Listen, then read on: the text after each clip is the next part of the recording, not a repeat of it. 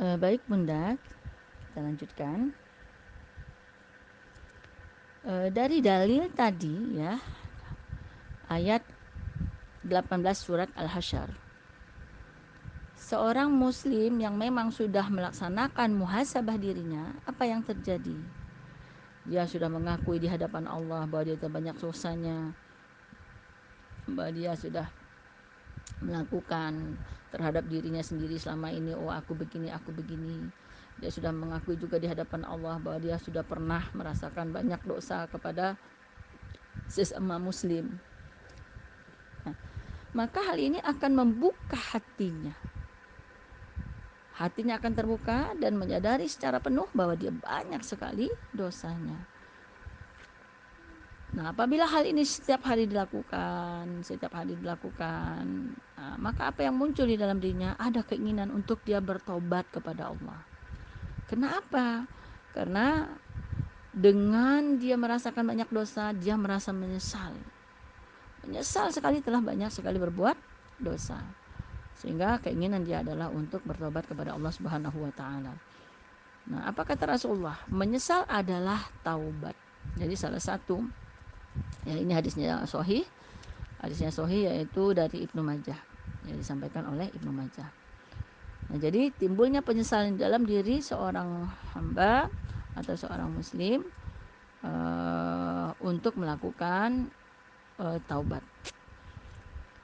Nah, kita lihat di dalam surah At-Taubah ayat 126. Apa kata Allah di sini tentang taubat ya. Silakan bunda-bunda buka Qur'annya surat At-Taubah surat ke-9 ayat 126.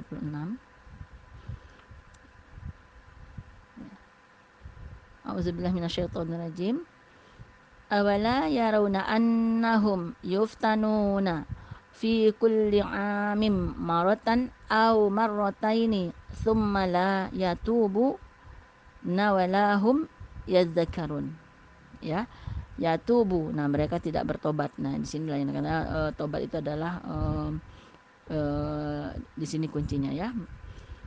Yang artinya dan ya, dan kalau dan tidaklah mereka orang-orang munafik ya, awala yarawna annahum yuftanuna ya, dan tidaklah orang-orang munafik itu ya, tidaklah orang-orang memperhatikan bahwa mereka diuji sekali atau dua kali setiap tahun, namun mereka tidak juga bertobat dan tidak pula mengambil pelajaran. Masya Allah. Bunda, kita merasakan selama ini dalam kehidupan kita, Allah selalu uji kita. Ujian 1, ujian 2, ujian 3, terus Allah kasih. Bahkan ada yang satu bentuk ujian itu nggak lepas-lepas. Ya, dikasih ujian itu nggak selesai-selesai ujian itu. Nah, ini kenapa? Ini harus kita pertanyakan ke dalam diri kita. Ada apa? Kenapa kok Allah berikan terus ujian-ujian di situ?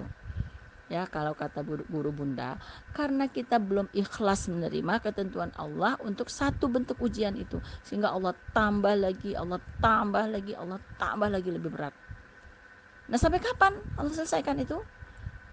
Sampai kita menerima dengan ikhlas bentuk ujian yang Allah berikan itu. Kenapa mesti kita yang diberikan oleh Allah? Kenapa harus kita ikhlas? Nah, karena Allah sayang sama kita. Allah ingin menyelamatkan kita. Allah ingin mengangkat derajat kita atau derajat kita ke tingkat yang lebih tinggi lagi, sehingga kita diberilah ujian itu. Nah, kalau kita sudah bisa selesai melaksanakan ujian itu dengan baik, maka barulah Allah akan berikan bentuk ujian yang lain. Ya, hidup ini memang dari satu ujian ke ujian yang lain. Karena Allah sendiri berfirman di dalam surat Al-Ankabut. Nah, silakan Bunda buka lagi surat Al-Ankabut. Ya, surat Al-Ankabut. Nah, ayat, kalau saya nggak salah Bunda, ini ayat 2 ya. Ya, ya ayat 2. Apa kata Allah di sini? Ya, ahasiban nasu ayyutraku ayyaqulu amanna wahum la yuftanun. Apakah manusia mengira bahwa mereka akan dibiarkan hanya dengan mengatakan kami telah beriman dan mereka tidak diuji? Nah, ini kan pertanyaan ini ya di akhir ayatnya ini. Maka dijawab oleh Allah, walaqad fatannal ladzina min qablihim falaya'lamannallahu alladzina sadaqu walaya'lamannal kadzibin. Dan sungguh kami telah menguji orang-orang sebelum mereka, maka Allah pasti mengetahui orang-orang yang benar dan pasti mengetahui orang-orang yang berbuat dusta. Nah, ini adalah kata kuncinya, bahwa tidak akan bahwa kita itu semuanya, kalau memang kita sudah mengaku beriman, bilang bahwa kita orang beriman, ya, kita sudah katakan bahwa kita orang yang bertakwa. Kalau memang iya kita orang beriman, orang yang bertakwa, maka siap-siaplah dengan ujian ini, sebagaimana yang sudah Allah turunkan kepada orang-orang terdahulu. Kita lihat bagaimana mulai diturunkannya Nabi Adam, nenek moyang kita, ya, bagaimana ujiannya Nabi Adam, kemudian muncul lagi Nabi kedua, Nabi Nuh, bagaimana ujian Nabi Nuh dalam menegakkan kebenaran Islam, bagaimana menegakkan kebenaran kebenaran agama Allah ini. Kemudian siapa lagi setelah Nabi Nuh? Nabi Hud juga demikian, kemudian Nabi Saleh, Nabi Idris, dan terus sampailah kepada Nabi Muhammad. Nah, jadi memang ujian-ujian itu banyak sekali. Ujian apa saja bentuknya? Ujian kesabaran, ya, ujian ketidaksabaran, ujian keikhlasan, ujian dari keistiqomahan dan lain sebagainya. Ada yang lulus, ada juga yang tidak lulus dalam ujian itu. Nah, kita lihat ada Rasulullah, tapi kenapa dia tidak lulus pada satu masalah? Allah akan angkat lagi kepada masa yang lain. Dia lulus pada hal yang lain. Contoh misalnya untuk Nabi Musa. Nabi Musa waktu pertama sekali diuji dengan kesabaran, Nabi Musa nggak lulus pada saat dia mengikuti Nabi Khidir. Ya, itu dijelaskan di dalam surat Al-Kahfi panjang lebar. Pada ini juga sudah saya jelaskan pada saat kita membicarakan masalah sabar. Nah, siapa lagi nabi yang belum lulus dalam ujian kesabaran, yaitu Nabi Yunus. Maka diuji Allah, dia dimakan oleh ikan hiu. Nah, jadi apakah berarti dia Allah tidak sayang? Bukan Allah tidak sayang, tapi Allah sayang. Sehingga dia dapat ilmu yang lain, dia dapat ilmu yang lebih baik lagi. Karena Allah angkat derajat mereka menjadi lebih baik lagi, ya. Coba kita lihat cara mereka pada saat diberi ujian. Bagaimana Nabi Musa menghadapi ujian, bagaimana Nabi Yunus dapat menghadapi ujian dari Allah. Dia berdoa, la ilaha illa anta subhanaka inni kuntu minaz zalimin. Dia tidak minta dikeluarkan dari perut ikan hiu, tapi dia katakan tidak ada, ya, Tuhan selain engkau ya Allah, ya. La ilaha illa anta subhanaka, ini maha suci engkau ya Allah, ya, maha suci, ya, maha suci. La ilaha illa anta subhanaka ini kuntu minaz zalimin, dan aku adalah orang-orang yang zalim. Dia menyalahkan dirinya. Dia tidak minta kepada Allah untuk dikeluarkan, tapi dia menyalahkan dirinya. Aku salah ya Allah, aku salah ya Allah, aku salah, aku zalim ya Allah. Maka oleh karena itu aku sadar memang aku salah. Nah, itu yang selalu diucapkannya.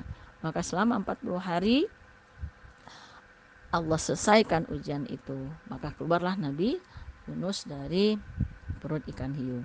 Nah, itu yang terjadi. Nah, sekarang bagaimana dengan kita?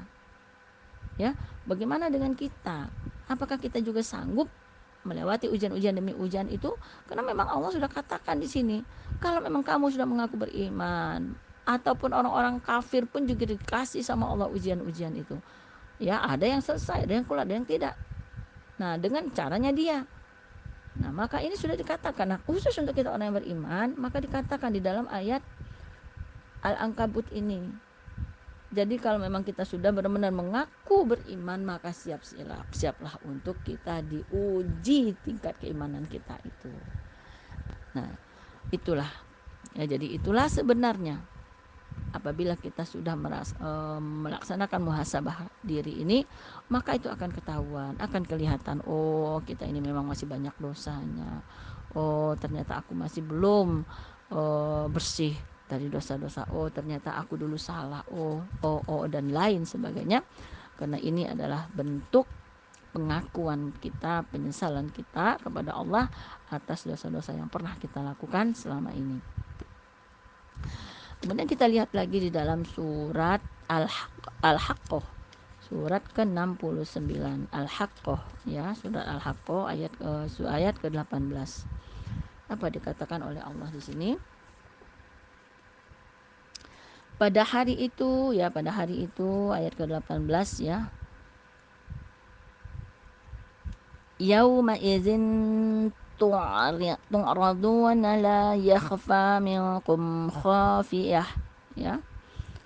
Pada hari itu kalian dihadapkan ya, kalian dihadapkan kepada Tuhanmu, tidak ada sesuatu pun dari kamu yang tersembunyi bagi Allah. Nah, pada hari apa itu, Bunda?